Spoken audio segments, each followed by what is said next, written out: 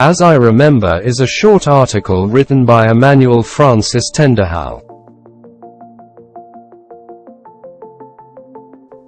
The Brunei Rebellion, the curtain raiser of the Indonesian armed confrontation with Malaysia.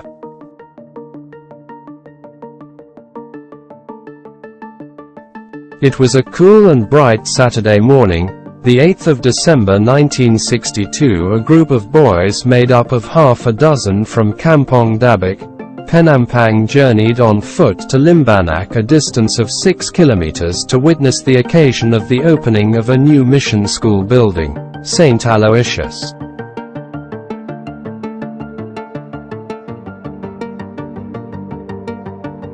I was one among the group, just 15 days shy of my 11th birthday.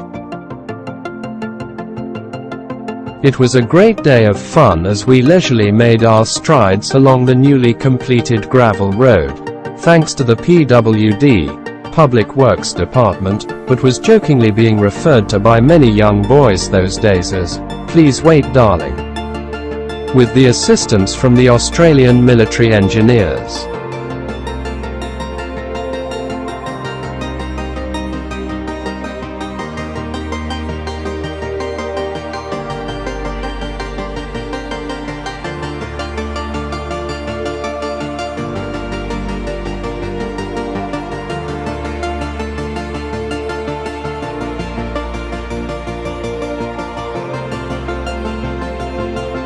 No sooner had we arrived, than the British North Borneo Constabulary band arrived in their familiar transports, the dark blue-coloured Land Rovers and the huge 6-tonner Bedford lorry, bringing along with them their complete sets of well-polished brass instruments.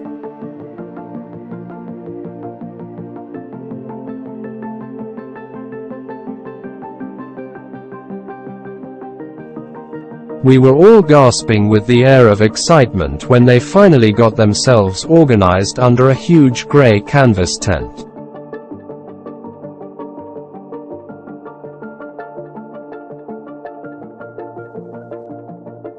They played a couple of tunes, including the famous Elvis Presley hit song, Wooden Heart, to the delight of all those present.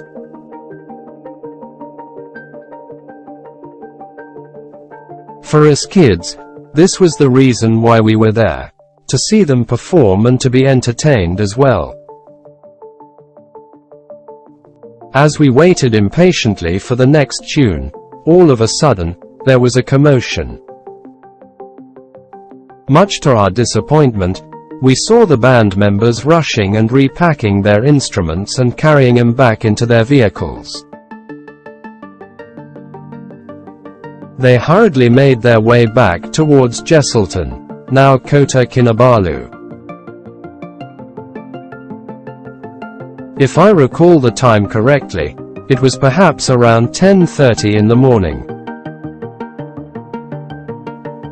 The oldest among us inched his way into the crowd to make some inquiries. Afterwards, with the little information he had gathered, he told us that the police force had received a radio signal from their headquarters ordering them to return immediately to their base at Kapayan, because early that morning at 2 in the morning a rebellion had taken place in neighboring Brunei.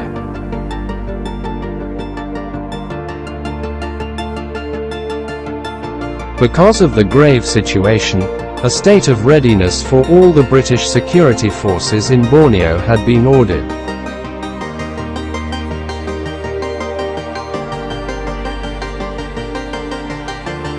We came to know later that a company from the British North Borneo Constabulary was dispatched to Brunei to help their counterpart to quell the revolt in Brunei.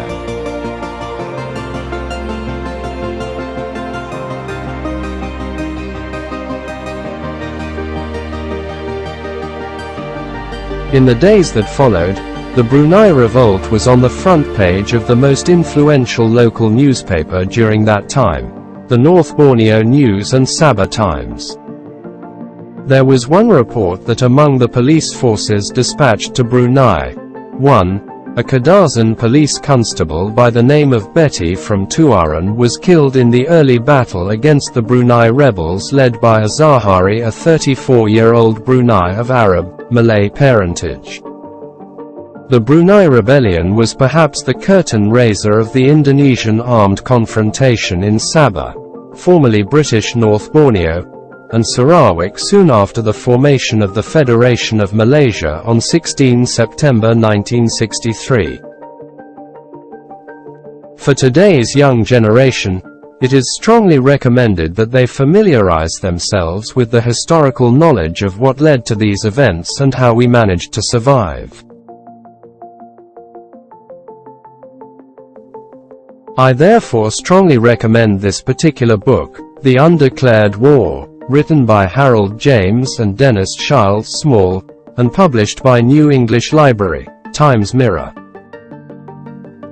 Though it was known as the Confrontation, or in Malay, Konfrontasi, it was a bitter and hard-fought battle in which Malaysia, powerfully assisted by Britain, the Gurkhas, and the Commonwealth troops met and defeated incessant Indonesian guerrilla attacks along a 1,000-mile frontier.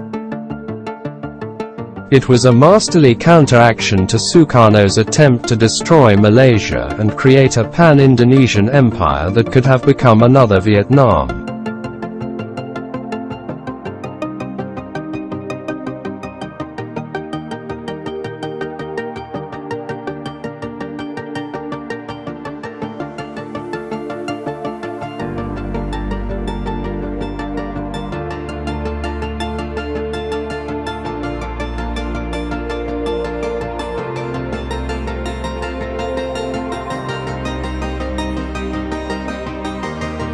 But, because of brilliant leadership and the high standard of the troops, it ended after 4 years.